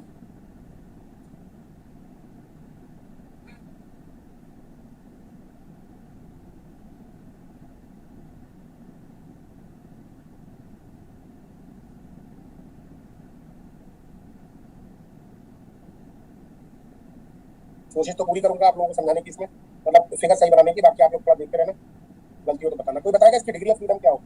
दो होगी सर, दो। डिग्री ऑफ फ्रीडम 2 होगी और जनरलाइज कोऑर्डिनेट कम से कम 2 तो चाहिए ही होंगे। एक ये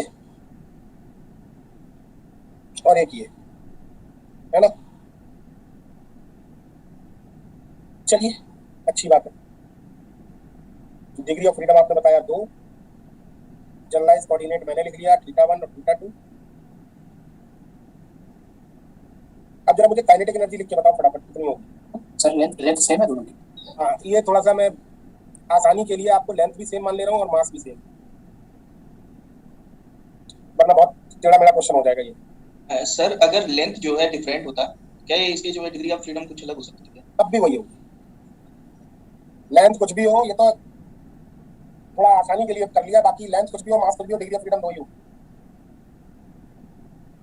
ठीक है, अब काइनेटिक एनर्जी निकालने का तरीका या तो आप फिर उसी तरीके से करो, इसके कोऑर्डिनेट्स लिखो, इसके कोऑर्डिनेट्स लिखो, डॉट करो, स्क्वायर करो, ऐड करो, वो तो आप लोग कर ही लोगे, है ना। थोड़ा शॉर्टकट बता देता हूँ, एक शॉर्टकट बता दूं या फिर करूं वैसे ही? सर दोनों मेथड बता दूं। अच्छा, इसके कोऑर्डिनेट्स बताओगे, x1 x2 क्या होंगे, x1 y1 क्या होंगे? x1 होगा l थीटा 1 मतलब l sin theta 1 l sin theta 1 minus L cos theta 1 और इसके L sin theta 1 plus L sin theta 2 l sin theta 1 plus l sin theta 2 comma minus l cos theta 1 minus l cos theta 2, है ना। हाँ sir. Dot करोगे, square करोगे, add करोगे तो कर नहीं लोगे ये, इसमें तो कोई नई चीज नहीं है ना, जैसे पहले करवाया, शॉर्टकट वाले से बता दे रहा हूँ। यस सर, हो जाएगा। तो आप लोग बुक में भी हो देखिए। जाएगा सर। जरा आप मुझे बताओ कि वेलोसिटी इसकी डायरेक्ट नहीं बता सकते क्या? इस लॉन्ग कट के अलावा क्या डायरेक्ट नहीं पता लग सकती कि ये वेलोसिटी कितनी होगी? भाई ये सर्कुलर मोशन हो रही है, सर्कुलर मोशन की टेंजेंशियल मोशन का वेलोसिटी कितनी होगी? l थीटा नहीं होगी, और ये वेलोसिटी इसके नीचे चूंकि टंगा हुआ है तो इस पे भी हावी होगी ना।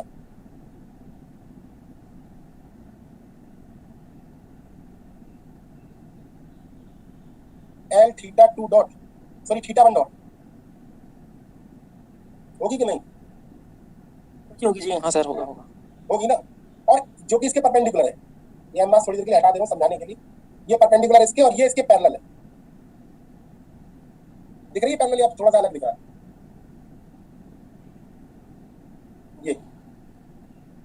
ये इसके पैरेलल है इसके, ठीक है। और नीचे वाले के अंदर एक और वेलोसिटी होगी, ध्यान से देखो तो इसके अंदर एक और वेलोसिटी होगी इसकी टेंजेंट के अलोंग l थीटा 2 डॉट जो इसके परपेंडिकुलर होगी, है ना। हाँ सर। ये दोनों वेलोसिटीज का जो वेक्टर सम होगा वही होगा इसकी वेलोसिटी।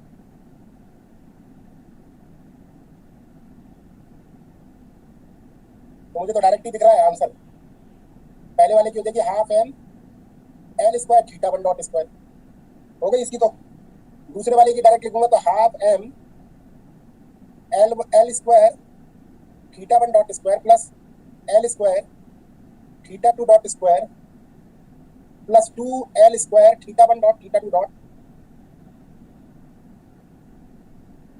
है ना। और cos इनके बीच का एंगल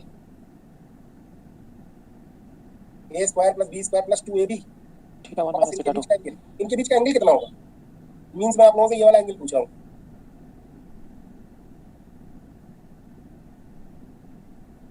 थीटा 1 माइनस थीटा 2 होगा ना।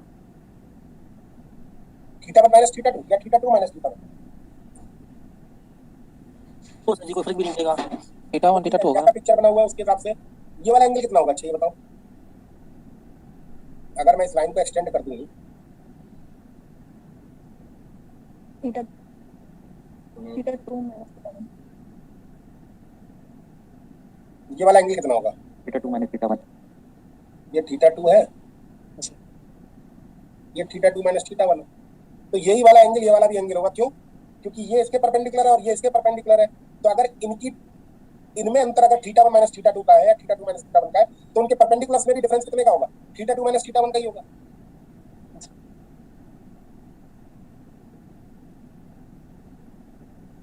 क्या सहमत हो इस बात से या फिर और इलैबोरेट करूं?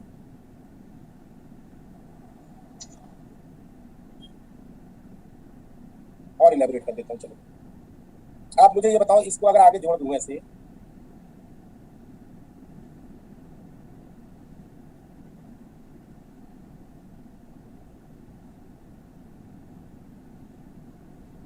ये वाला एंगल कितना होगा? ये वाला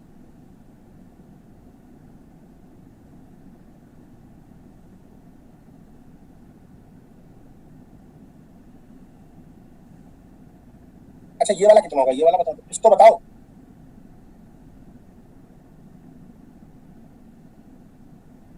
अरे 90 माइनस थीटा 2 माइनस थीटा 1 दिख रहा है नहीं?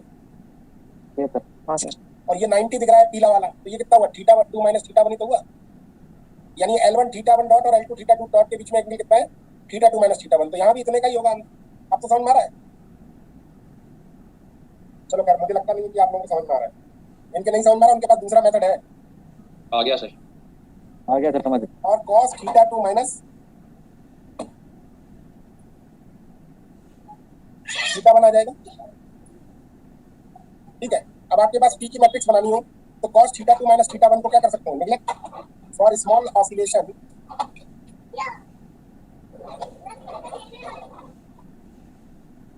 P मैट्रिक्स लिखने से पहले आप बता दें इन दोनों के कोफिशिएंट कितने हो जाएंगे?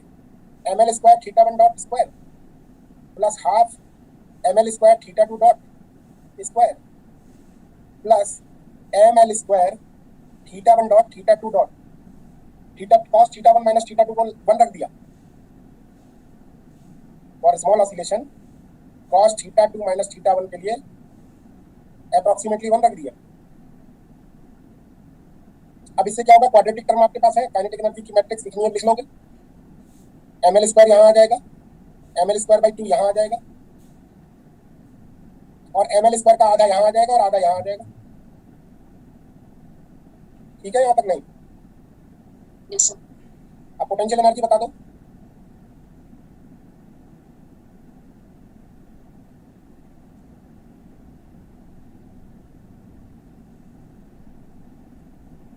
पहले वाली कितनी हो जाएगा? पोटेंशियल एनर्जी का जीरो लेवल ये है minus MGL cos theta 1 minus mgl cos theta 1 और दूसरे वाले का minus mgl cos theta 1 minus mgl cos theta 1। ऐसे ही तो होगा। सॉरी थीटा 2 सही लिखा हुआ है मैंने? नहीं? तो यहां से फॉर स्मॉल ऑसिलेशन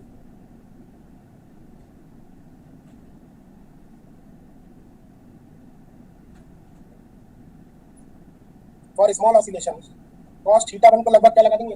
उधर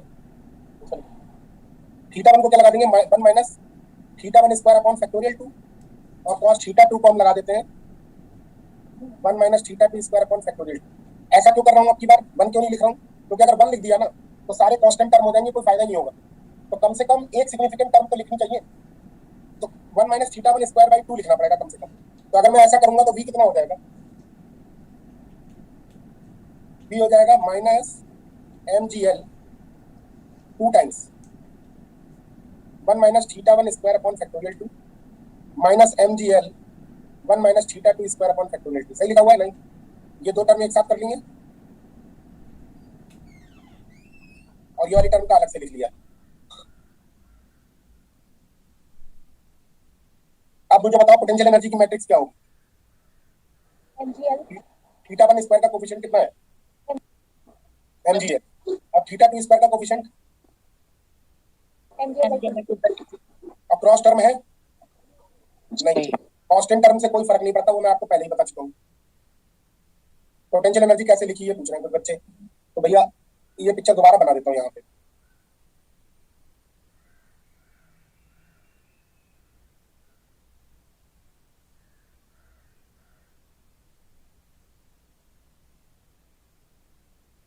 ये एल है और ये परपेंडिकुलर ड्रॉ कर लूंगा। अगर ये एल है, ये थीटा 1 है, तो ये एल कॉस थीटा 1 नहीं, एल साइन थीटा 1 होगा और ये वाला एल कॉस थीटा 1 होगा, ये वाला एल कॉस थीटा 2 होगा। तो बताओ कि इस पे डेप्थ कितनी है? माइनस mgl cos थीटा 1 और इसकी डेप्थ कितनी है?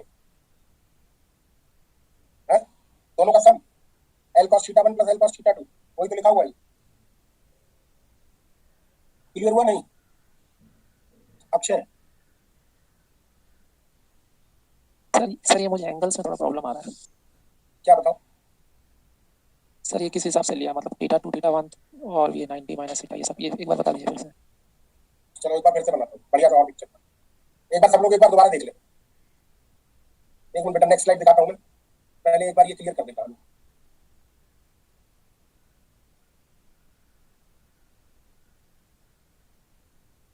इसी को एक्सटेंड कर देता हूँ आगे। ठीक है, और एक ये ये θ1 है और ये θ2 है।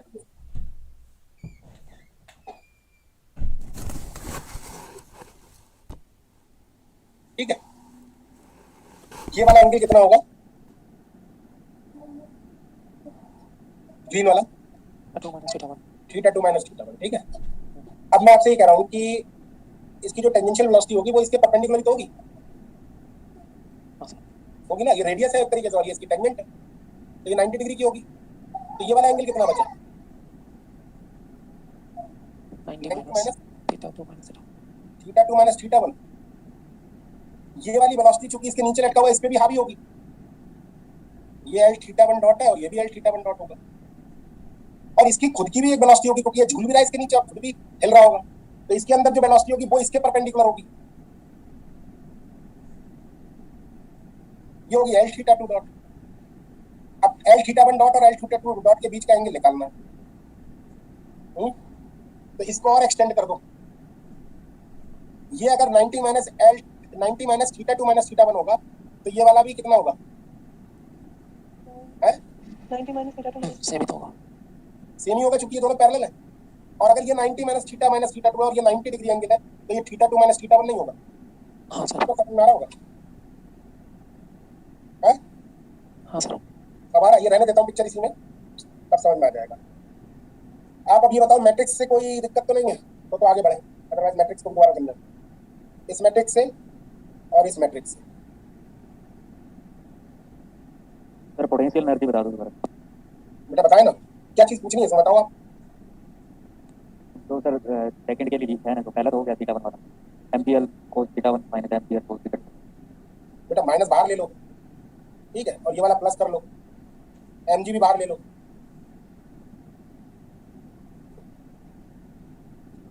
अब सही लग रहा है क्या? Okay sir. अब ठीक है, अभी और पहले वही तो लिखा हुआ था।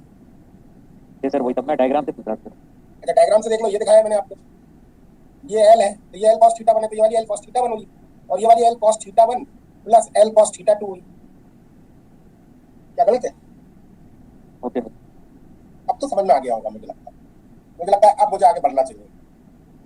ठीक है, चलो मैं मान के चलता हूँ। अब आपकी किस्मत है कि भाई आप थोड़ा थोड़ा समझो, तो for normal modes, normal frequency की बात करें जरा, करोगे खुद ही आप, मैं करवाऊँ? कर रहे हैं। कर रहे हैं। v minus omega square t is equal to 0 लेके चलो, क्या मैट्रिक्स बनेगी? सॉरी डिटरमिनेंट क्या बनेगा? जो काट पीट सको वो काट भी देना। G minus omega square mgl minus ml square omega, क्या हुआ? Minus omega square. आपने आंसर बता रहे हो क्या? Yes sir. अच्छा चलो बेटा एक मिनट रुक जाओ, अभी बताना। ये देखो ये सही लिखी हुई है कि नहीं?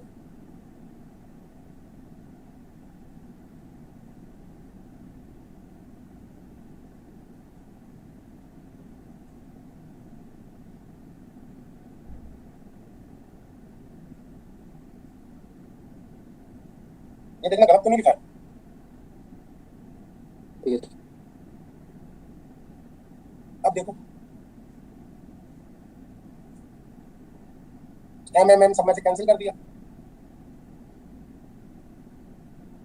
ठीक है। मैं तो कह रहा हूँ 2 भी कैंसिल ही कर दो,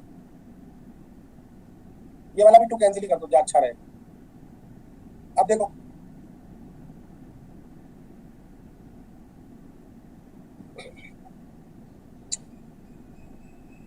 बता सकते हो उसके रूट्स क्या आएंगे?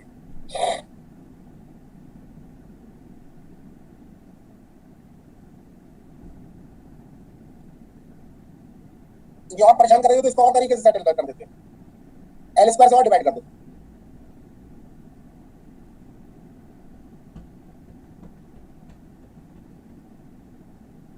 अब देखो और भी अच्छा करना है तो और तरीका अच्छा है, ये ले, इससे आप ही को बेनिफिट है अगर आप समझो तो। Where omega naught is under root g by l.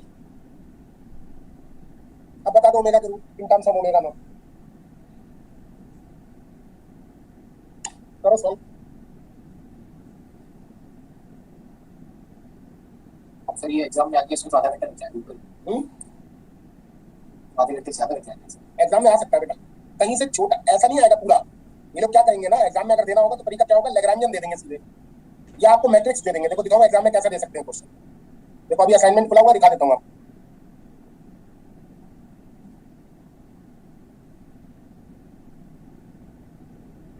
ये देखो क्वेश्चन नंबर 2 देखो,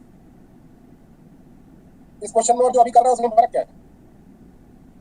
अब इसमें टी और बी सब दे दिया है, आपसे पूछ रहे हैं बाकी चीजें, तो इस तरीके से बना के छोटा करके दे सकते हैं, वरना आप लोग याद भी रख सकते हो, ऐसी कोई बड़ी चीज नहीं है।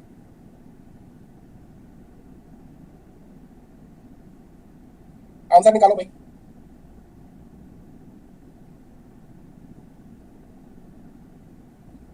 किसी का आया answer? Sir under root 2 plus और minus root 2 omega naught. Under root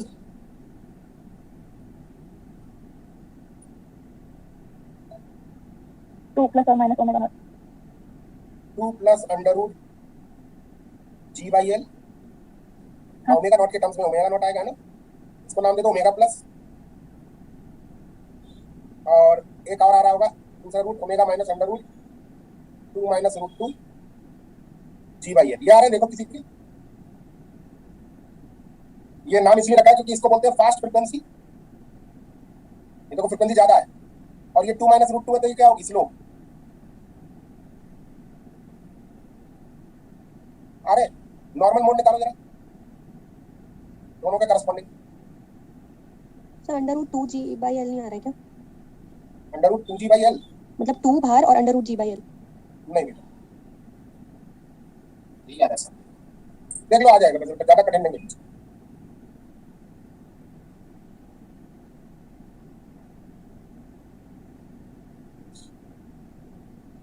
क्या हुआ, इसमें कोई प्रॉब्लम आ रही है क्या? नहीं सर बाकी तो हो गया। बताओ इसमें क्या मतलब, तू कहाँ पे आ रहा है आपका?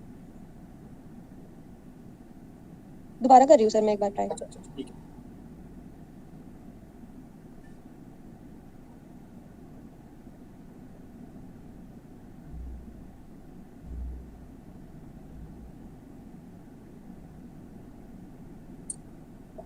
सर ये फास्ट और स्लो ये प्लस और माइनस देख के बोल रहे हैं क्या? और क्या, एक ज्यादा फ्रीक्वेंसी एक कम है।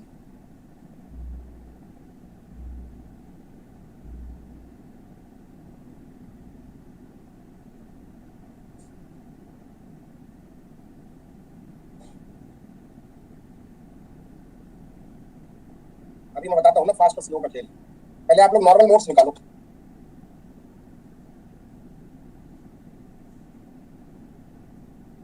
ये देखो आप लोग, ये आप लोग होमवर्क लिख लो, हालांकि यही आएगा आप लोगों को।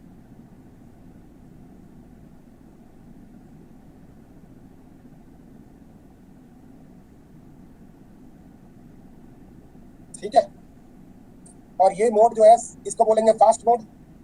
भाई देखो इसके लिए क्या आ रहा है, अल्फा और माइनस का अंडर रूट 2 अल्फा, यानी एक इधर जा रहा है और एक इधर आ रहा है, और एक आएगा बीटा और प्लस अंडर रूट 2 बीटा, यानी एक इधर जा रहा है तो दूसरा भी इधर जा रहा है। देख रहे हो आप? नहीं, जो लोग सॉल्व करेंगे ये आएगा अल्फा और ये आएगा माइनस रूट 2 अल्फा, तो एक इधर जा रहा है एक इधर आ रहा है। और इस वाले में क्या होगा, दोनों प्लस क्या आ रहे हैं तो दोनों इधर जाएंगे, ये भी इधर जाएगा और ये भी इधर जाएगा। तो हम जो स्लो मोड होगा इसके करस्पॉन्डिंग फ्रीक्वेंसी कम आ रही है, इसके करस्पॉन्डिंग फ्रीक्वेंसी ज्यादा आ रही है, तो ये जो मोड होगा वो तेजी से हिलेगा ऐसे, और ये वाला मोड जो होगा वो स्लो हिलेगा। कभी अपने हाथ को इस तरीके से घुमा के देखना तो धीरे धीरे चलेगा, और अगर आप ऐसे, ये जैसे आपकी कोहनी है मान लो यहाँ पे, ये आपका शोल्डर है और ये आपका हाथ है, समझ रहे हो ना मैं क्या कह रहा हूँ? अरे आपका हाथ देखे होगे आप लोग, देखे क्या होगा अभी देख लो, यही तो होगा, ऐसा ऐसी तो होगा आपका हाथ। तो आप अपने हाथ को ऐसे घुमाना, ये ऐसे, और ये वाला इधर को खड़े होकर करो, और एक बार अपने हाथ को ऐसे झूला देना।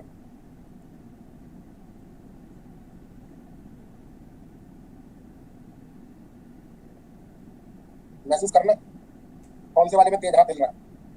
फर्स्ट वाले में सर करके देखा है ऐसे ही, बस प्रैक्टिकल नहीं करा? नहीं कर रहे हैं सर, यही तो कर रहे हैं। फर्स्ट वाले में होगा। यस सर, दोनों हाथों से कर रहा हूँ मैं तो। ठीक है, तो कहने का मतलब ये जो है, इस तरीके के मोड्स के अलावा कोई और मोड नहीं होगा इस सिस्टम में। ठीक है, बाकी ये आप लोग घर पे चेक कर लेना, अभी स्क्रीनशॉट ले लो आज के लिए इतना ही रखते हैं, अगली क्लास में जरूर आना, क्योंकि मैं आपको पर्टरवेशन वाले क्वेश्चन करवाऊंगा, तो जरूर रहना क्लास में, तो मजा भी आएगा आपको। ठीक है, आज के लिए इतना रहने देते हैं, धन्यवाद। Thank you sir. ओके, शुरुआत से स्लाइड्स दिखा दे रहा हूँ मैं।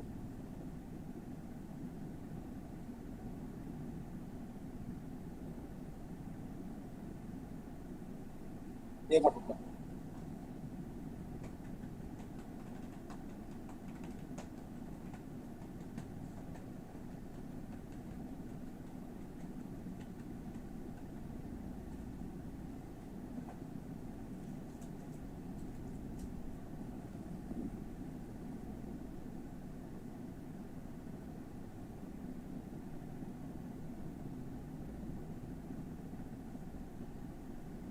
तो प्ले करने का ऑप्शन नहीं होता है क्या?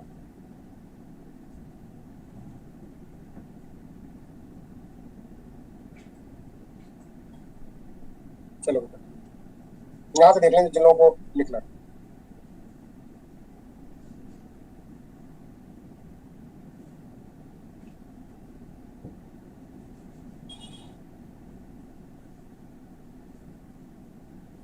बहुत सारे बच्चों ने बहुत अच्छे अच्छे कॉम्प्लीमेंट लिख दिए, thank you so much. Sir ये फास्टर मोड और स्लोअर मोड ये समझ में नहीं आया सर। बेटा पहुंचने दो वहां तक, अभी बता। बाकी लोग क्लास छोड़ दें अगर आवाज उनको म्यूट नहीं करना। इधर ऐसा लग रहा है जैसे एफएम बज रहा है।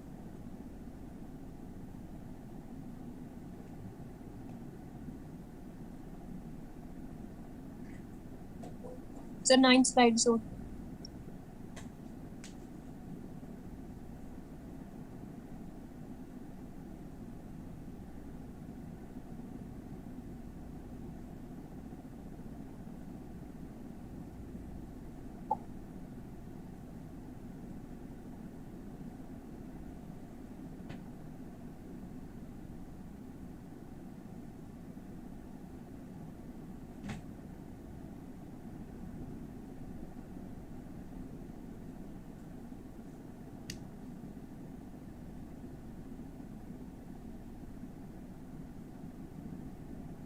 सर लास्ट स्लाइड करना। 22 yes sir. Okay thank you sir. Slide 19 21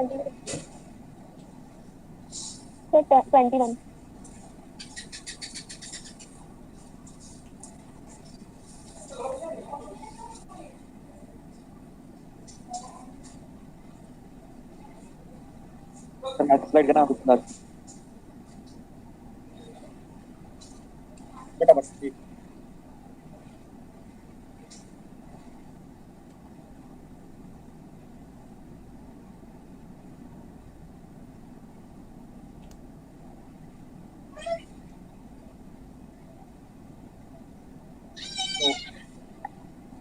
ये लास्ट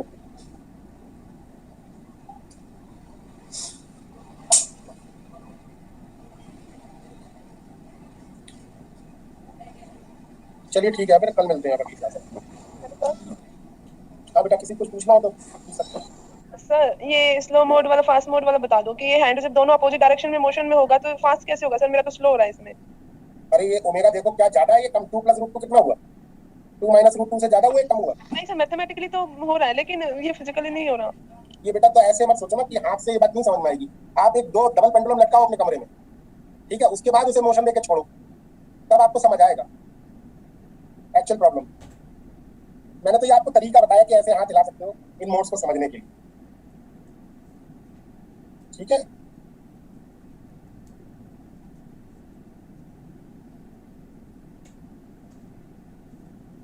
हेलो सर। हाँ बेटा। सर डाउट नहीं था, जस्ट हम बस आपका नाम जानना चाह रहे थे, लाइक हमें पता नहीं है। डाउट कुछ नहीं, नाम मैंने बताया था बेटा, मैं लिख देता हूँ।